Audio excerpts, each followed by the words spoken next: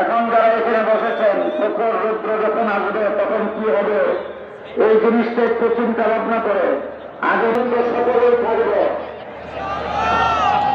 আমাদের কেন্দ্রীয় নেতৃবৃন্দ বিশেষ করে হেফাজতুল ইসলাম বাংলাদেশের সংগ্রামী আমির আল্লামা শাহ মুহিবুল্লাহ বাবনগরী দামাত বরকাতুহুর পক্ষ থেকে যে নির্দেশ আসতে হবে আমরা সকলে কাপড়ের কাপড় মাথায় নিয়ে সংযুক্ত প্রস্তরণ করতে প্রস্তুত আছেন সবাই, প্রস্তুত আছেন সবাই। তাহলে আজকে আমরা কমান মান্য করে দেখাই দেব যে আমরা আমাদের লিডারের আমাদের আমিরের কমান কিভাবে মানতে পারি।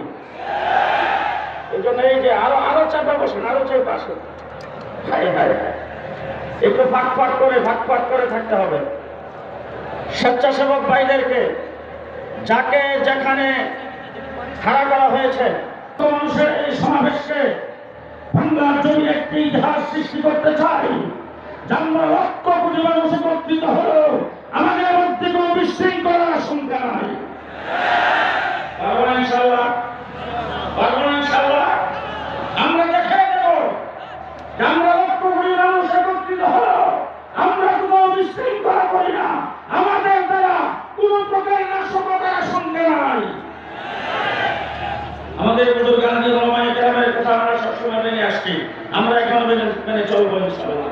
স্বেচ্ছাসেবক ভাইদেরকে যাকে যেখানে দায়িত্ব দেওয়া হয়েছে, আপনাদের যতজনকে যেখানে সেট করা হয়েছে, আপনারা সকলেই যার যার দায়িত্ব সুন্দরভাবে নিজ জায়গায় পালন করবেন। একে অন্য জায়গা দখল করবেন না, একে অন্য জায়গায় সেখানে বসবেন না, একে অন্য সাথে বসবেন না। যে যেখানে আসেন, যাকে যেখানে দায়িত্ব দেওয়া হয়েছে সেখানেই থাকবেন। আমাদের এবং এলাকার কোনো বিশিষ্ট ব্যক্তি, এরকম ব্যক্তিদেরকে আমরা লিস্ট অনেকের করেছি। অনেকের জেলা নেতৃবৃন্দ এসে তাদের নাম আমাদের কাছে প্রস্তাব করবেন, সেই প্রস্তাব করলে আমরা তাদেরকে ঢুকাবো। এজন্য আপনাদের কাছে সবিনয় অনুরোধ, আমি যে ক্যাটাগরি বললাম সেই ক্যাটাগরির বাহিরে যদি কেউ ইজ্জত সম্মান ঠিক মতো দেওয়ার পথ থেকে আপনি শোধন করবেন, আপনি আমাদেরকে সহযোগিতা করবেন।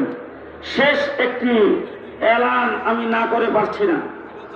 স্টেজ সম্পূর্ণ নিয়ম ধারণ করেছি আল্লামা জুনায়েদ বাবনগরী রহমতুল্লাহ আলাইহি, আল্লামা আহমদ শফি রহমতুল্লাহ আলাইহি হেফাজত ইসলাম গঠন করে যাদেরকে কেন্দ্রীয় কমিটির দায়িত্বে নিয়োজিত করেছিলেন, ওই কেন্দ্রীয় কমিটির সদস্যবৃন্দ ওনাদের মধ্যে যারা সিনিয়র তারা স্টেজে উঠবেন।